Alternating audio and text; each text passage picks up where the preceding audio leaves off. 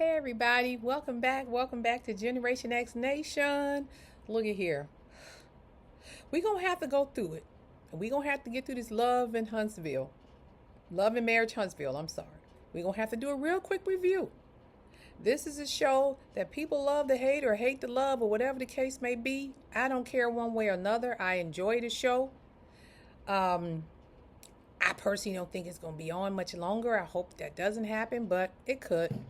Now, with that being said, we know this show is behind as far as filming. Okay, they're probably, what we're watching now probably happened 6 months to a year ago at this point. I can't even keep track because they keep cutting it, making half season, this season, whatever the case may be. So wherever they're at on this show right now, as we're doing commentary, we know they probably has surpassed that and moved on. But sometimes the show does bring stuff back out again. So I'm just going to go over what happened in the show as far as Saturday season 10, episode 9. Even though we've seen half the other seasons this past summer, somehow or another it cut it off until November. I guess there was a method to that madness. Now, with that being said, welcome everybody to Generation X Nation. Again, everybody who left a comment, hit the like button, subscribe to my channel. I appreciate each and every one of you. It's a slow burn, but I'm going to keep going till I achieve my goals. And one thing I will say, whatever you want to do out here in this world, do it. It doesn't matter if I got 10,000 subscribers or 10 subscribers. I enjoy doing these commentaries, and I will continue to do it. All right? Now, remember this. Everything is alleged, in my opinion, and as always, for entertainment purposes only. Alleged, in my opinion, and for entertainment purposes only. I do my commentary week to week, and remember, I understand completely that all shows are edited, so we don't get to see everything. Some of that footage, they don't even show us to the damn reunion. So while we out here making our commentaries and comments off stuff, we don't always get to see the full view or the extent of what happened in every situation. So we're basically doing our commentary based on our own life experiences. That's all. That's it. Okay? Now, with that being said, we know this show has a loyal following and people are very passionate about the characters on this show that they follow. I personally don't have a dog in this fight, and I'm going to give you what I see. And that's it. All right, let's get it started. This episode was season 10, episode 9, Ken Will Fix It. And it started out with Trish and Xavier. And we have always said this before, at least I've said it in previous commentary. Those kids are affected by this fight. So Trish and Xavier are in the garage. He's working her son now. Kudos to Trish. I've always said Trish got an awesome body. Her body is banging. Okay, Trish, I'll give you some... Whatever you and Ken secret y'all doing to keep yourselves in shape, keep doing it. Y'all look good. But she's sitting there having this heart-to-heart with Xavier. And he's telling her, how he feels about this whole thing that's going down between his dad, Ken, and herself. And he's letting her know it is affecting me. You are making your son depressed. He said, I am getting depressed. I've cried at least twice. I don't like you guys calling each other names, saying negative things about each other. And that also includes Ken. And I've said this over and over again. Stop arguing in front of your children. She kept thinking the children are not affected. They are. If you look at the series, you will see there were several interactions in which Xavier had to come in and break up fights or break up arguments or discussion between his mom and his dad and Ken. Okay? Remember at the graduation party, he had to come down. Remember when I think Marquez came into the house when he didn't knock that day, he had to come downstairs. And then this last episode they showed where I guess Ken threatened to do something and Marquez threatened to do something and production got in and threw Marquez out, and then Ken called him a half a man or something. So Isaiah seems to be the person who's always the go-between. And I think Xavier, I called him Isaiah, Xavier. And I don't like talking about people's kids, but he is an adult because he graduated high school. And you got to remember his little sister is involved too. She sees it. So Ken and Trish and Marquez, y'all did affect these children. Now, fast forward, because we got to go back to what's going on currently. Marquez posted a month or so ago. He is now working for the Atlanta Police Department, or at least he's in the police academy. I'm assuming he graduated by now. Not sure. He did a nice little comment on social media about apologizing to Trish and Ken and all that other stuff. So I hope they're all in a good place. And of course, Ken and Trish seem to be posting how they're having a wonderful life together. Because there was a little time in between where Marquez did post something about threatening Trish, about breaking the custody thing, having Ken in the house. He wasn't supposed to be there and all that other stuff. So I guess Marquez has finally grown up a little bit and maturing just a little bit, because now he's a quote unquote law enforcement officer in Atlanta, that he said, you know what, maybe I am acting a little bit immature and I probably want to stop doing this. So kudos to you, Marquez. Okay. So while I'm doing this commentary, just a little side note, I'll try to talk about what happened in the show and where they're at now, because this is really odd to me to talk about the show when we know they have surpassed some of the things that are happening currently. A lot of times with these stars, they relive the incident when the show comes on, and they start getting mad at each other. And they start posting stuff based on the comments that people are putting on social media, YouTube, and all of that. So I try to make sure I keep up to date on what's going on. I don't follow a lot of these people, really don't care. I mean, it's not that deep for me, but I do try to just comment on what I see. Then they go over to Chris and Nell. They're having this conversation, and it's all about the whole Destiny, Twan, and Letitia Scott, as she likes to say, situation. Whereas, their son Lance feel like it's okay for Destiny to talk to Twan, her godson, because he didn't tell her the secret about the baby, and she felt Letitia Scott was out of line for telling Destiny she knew about the child the whole time and not telling her. But the whole time they conversated, Chris is looking there disgusted, and Destiny like, what? What kind of crap? I hear you, Chris. Because while I'm watching this, I'm a little disgusted too. And again, Destiny's a grown woman. Your sons are grown. I don't see why they need permission to date whoever they want to date. If y'all want to just spin the block, pass, and make Destiny a pass around, whatever. If she's willing to be it, whatever. I'm confused again. In the city of Huntsville, Alabama, what is the men like down there? That the only people y'all dating, it seems like now, is Lance, the Fletcher children, the Scott boys, and Martell. Is there any other people, men down there, eligible bachelors, or they don't want no parts of that mess? I'm confused. But anyway, I guess they like dating in a certain circle of people. The rest of it call it pass around, but maybe for them down there, they like to stay in certain circles. At least that's what I'm getting. One thing Nell is pissed off about is Letitia Scott, as she like to say. And that guy Dustin does it all the time. I love me some Dustin. I don't care what y'all say. I watch Dustin, Carlos, and Claudia. They are funny to me. But she said, Letitia Scott better stay out of my damn business. Letitia, stay out of Nell's business. And I think she mean that with everything in her at this point. So we're going to move on to Destiny and Twan. Destiny meets up with Twan, sits down at the table. They're flirting back and forth. Apparently, Twan has worked as her bodyguard. What does Destiny need a bodyguard for? Her security when she go do what, Destiny? I'm sorry. If Destiny is the most famous person in Huntsville, that she needs security when she goes out, y'all town need to up it up just a little bit. Destiny should not be that important that she needs a bodyguard in Huntsville, Alabama. Seriously. Now, I don't know where else she going. I haven't seen her. I think she tried a couple of those women's empowerment thing. I don't know how it's worked out for her. But come on, Destiny, you need a bodyguard. Who's after you, Destiny? And I'm not even trying to be funny, but who's after you? But anyway, they're sitting there having a conversation. She's letting them know she's interested. She said that Trish Trisha told her that he was interested. She does find him attractive. He finds Destiny attractive. They bat knives back and forth. But then she comes out and says, but I want you to know I will probably be dating and seeing other people too. So basically, you're going to have a roster, Destiny? So you're telling this man, I'm attracted to you. I think you're cute. But I'm going to have a roster too on the background. And he's like, well, we can start off being friends. Oh, that's a bunch of crap. Destiny needs some type of storyline, apparently. And I'm starting to think she's not allowed to have her son-in-law on, excuse me, I don't want to call his name, her son on the show because we never see him. And maybe her ex is putting some kind of restraining order because we don't see him. We know she don't have a brick and mortar building.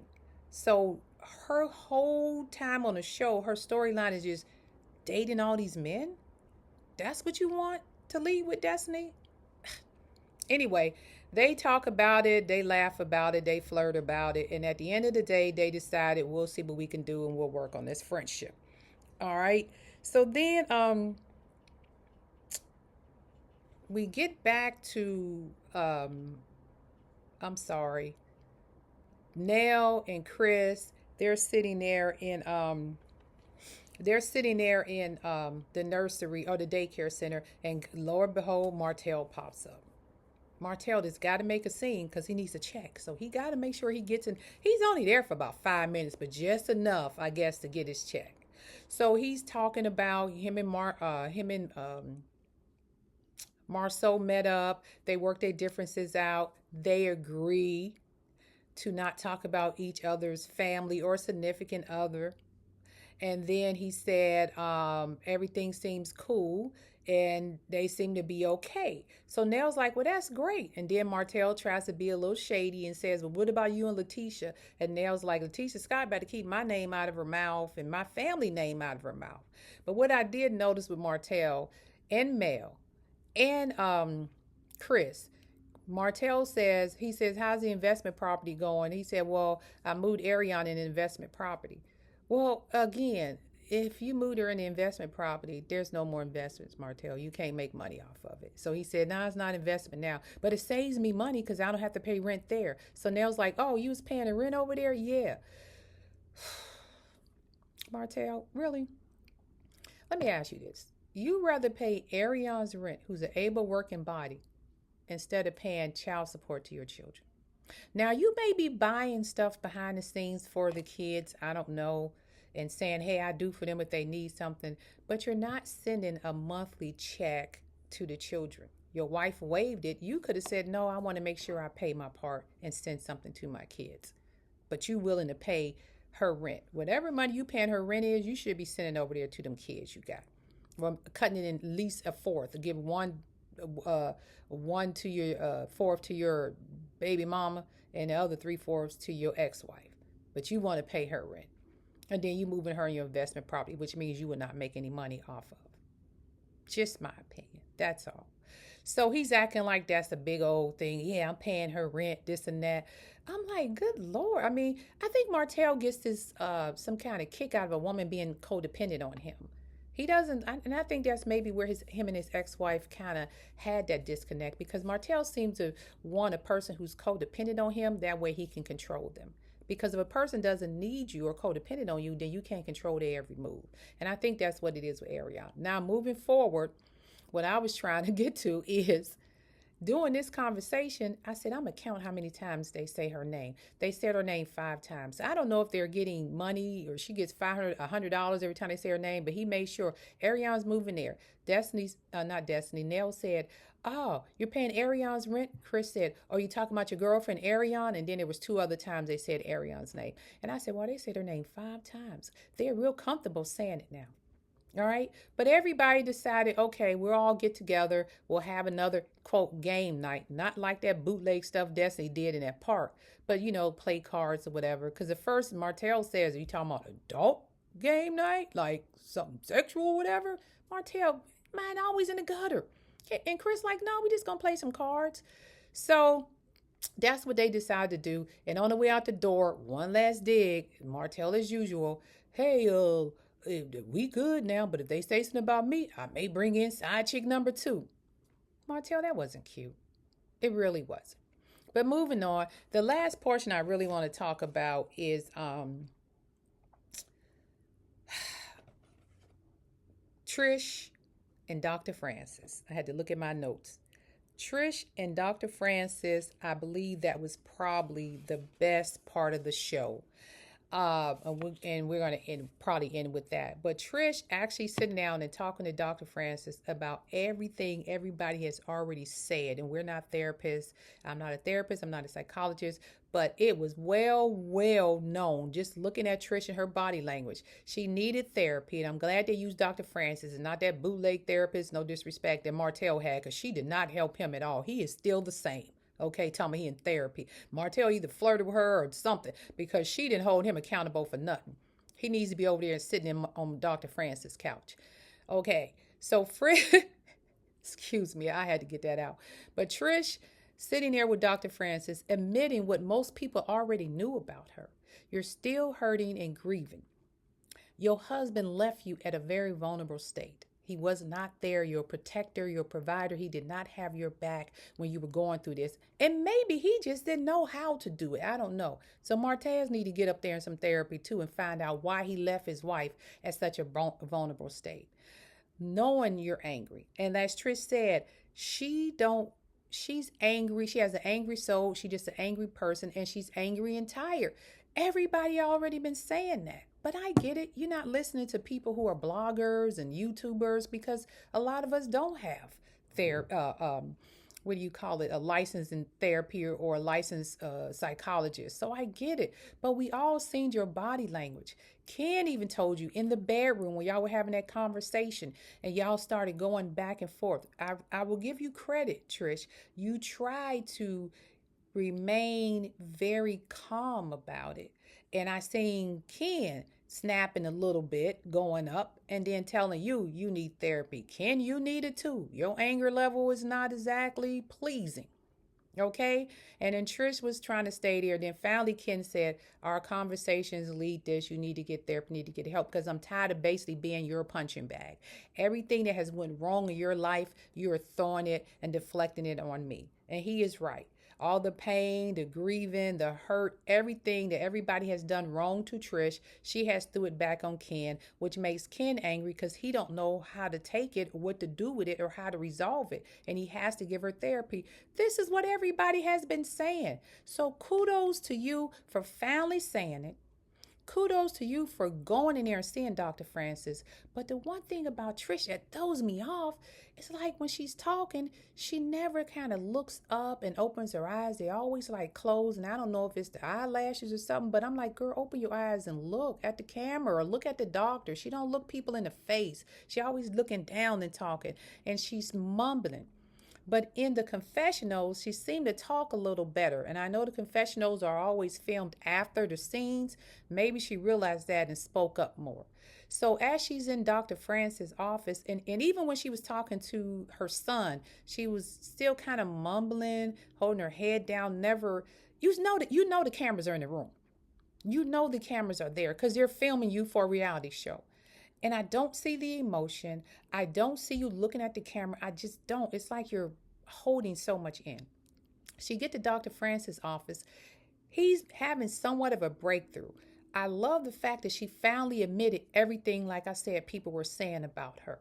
Okay? You're afraid to get close to people because you think they're going to leave. Your friends are there to hold you and console you and be there for you, but you won't let them in. You won't let Ken in. And you taking all of this anger out on people because you lost your parents, you lost your sister. What she described, she was holding her sister in her arm trying to save her while her daughter witnessed that. So now your daughter has an emotional scar. Get your daughter some help. And I've said this and other people said, them kids need help. They need to go through some type of therapy.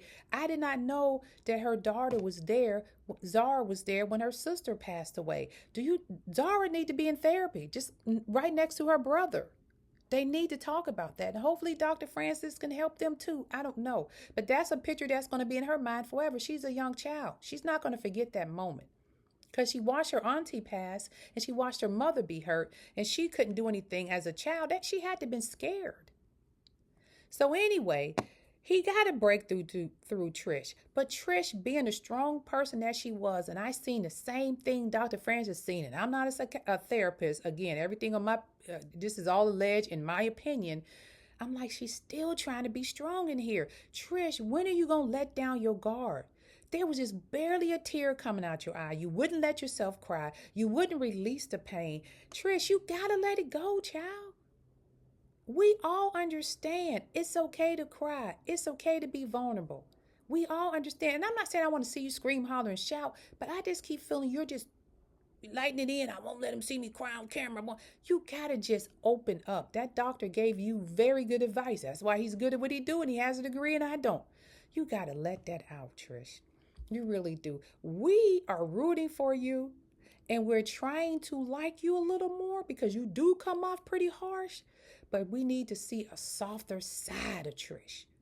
And I'm not saying like because people look at you as your tone and built and everything and no, I'm not saying that. I'm saying a really softer side of Trish. Shed the tears, get the pain out. Even if you don't do it all on camera, even if you got to go back behind stage and go in the bathroom and do it where nobody can see it, but you got to let it out and then restart all over again. And treat Ken how he should be treated. And I'm not a big Ken fan, but as I say, I don't have a dog in this fight. I just felt like Ken was pushing too much on Trish at one time and not allowing her to grieve what was going on in her life. As soon as the door opened and opportunity came and Marquez was gone, you drove right up in there. And then you mad because she wasn't acting like you wanted her to act when you didn't give her a chance to grieve the loss of her husband, to grieve the loss of her mother, to grieve the loss of her father, and to grieve the loss of her sister. She had 4 people. Even though Marquez is still alive on this earth, she lost him. That was a marriage. She did not get the chance to grieve the marriage. And then here come Ken, super save or whatever. I'm not calling her that, but I'm saying Superman. I'm come save the whole family. This is now my family. These are now my kids. That was a lot. So with that, I am having a little more empathy for Trish. But Trish, I'm going to need to see a little bit more human side on you, okay? Now, with that being said, they start showing what's going to happen next week. Trish having her breakthrough. The crew is going to get together. Nell coming there already with a chip on her shoulder, letting Letitia Scott, like she liked to say. And Letitia said, Nell, why'd you leave California so early? Nell said, that ain't none of your damn business. Nell coming in there, she don't like them for some reason. And I hope they friends now because I haven't really seen Nell's page to see if they're hanging out like that. But it seems like with their ex-castmate gone, they have to focus on one person that they all in unison don't like. And now you're up next because you still are friends with their ex-castmate. Since they can't take it out on her anymore, now you're up on it. You're on the chopping block. They don't like you. They're treating you like crap. The difference is Nell is standing 10 toes down. She ain't got no problem getting up somebody behind and whooping they behind and cussing them out. The ex-castmate had too much to lose, and she was too much of a lady and a Southern belle, and she wasn't going to, get down low with them like that. She'll speak her mind when she needed to, but she wasn't about all that fighting and stuff. But Nell don't give a damn. Nell do not care. All right? And another scene they showed from next week, Martell sitting there with goddamn Arion on his damn shirt, sweatsuit, hoodie, with that ugly dress on she wore to that Ralph Polo whatever thing they did in Atlanta last summer. I'm like, you couldn't find a better picture of you and Arion together, that ugly ass dress? And again, Arion is not on the show, but I always call her the invisible cast member because Martell has really been pushing hard to make sure her presence is known even though she's not there. I don't know what that shirt represents, but you got 4 kids, Martell. Why can you get you a hoodie with your kids' picture on it? Where you gonna bring this girl? This is the best way you can get her on the show is to put a picture of her on a sweat, and she probably at home cheesing away at that. Now, word on the curve, currently, her and Martell are been in on the ins and outs. She been sending subliminal messages. He been sending subliminal messages, all that crap. I don't get that deep into it because their relationship to me is bipolar. And no disrespect to anybody who has bipolar, But their relationship to me is like bipolar. It's hot and it's cold. When Ariane's mad at Martell, she deletes everything, unfollows him, all that. When she's good with Martell, she's back on social media. My boo gave me some flowers. My man, my man, my man. I'm like, girl, do you not know you are a placeholder? And for some reason, you're going to give up the good years of your life to this guy, and he's not going to commit to you. And I hate to say it like that, but that's just what I see. Or when he does commit to you, that's when he's going to be tired of running the streets and no longer have any other options, and you still waiting around for him to come and marry you. Because it went to, I should get married. Look at my boo. I got, she had a big old picture, her little bouquet of flowers, like nobody never got flowers before. Martell over there talking about his ex-wife from 5 years ago. How they on somebody's liking somebody and making a comment about ex-wives and all that stuff. I'm like, you not understanding he's still not over his ex-wife, Ariane? But if he put your picture on a t-shirt and send you some flowers and say your name 5 times in the episode, that's enough for you with no ring or nothing. I'd be damned. Who knew? And with that being said, this is Gen X Nation. I'm going to close out with, as always, like, follow, leave a comment. I know my commentary is a little different. I know sometimes I jump around, but I try to get to the point and break a lot of this down. Okay? I don't have any type of degrees. I just have life experiences. And based on my life experiences, Ariane gonna be waiting a long time for a ring. Because as long as Martell think that there's an opportunity to find something better, he gonna keep going back out. Martell is what you call a buffet man. Okay? He ain't with the main course. You know how you sitting at the restaurant and you go to the buffet because you want to try something different? Oh, they just put that out. It's hot. Let me go try this. Oh, sit back down. You know what? That looks good. Let me go try that. He's a buffet man, Ariane. He's not a main course dude. Go find your dude that like the main course. Because as long as you with Martell, you just going to be part of his buffet. That's all I'm saying. And with that being said, that is my recap of Love and Marriage Huntsville. This is Gen X Nation. And as always, peace. Like, subscribe. Like, subscribe. And I'm out.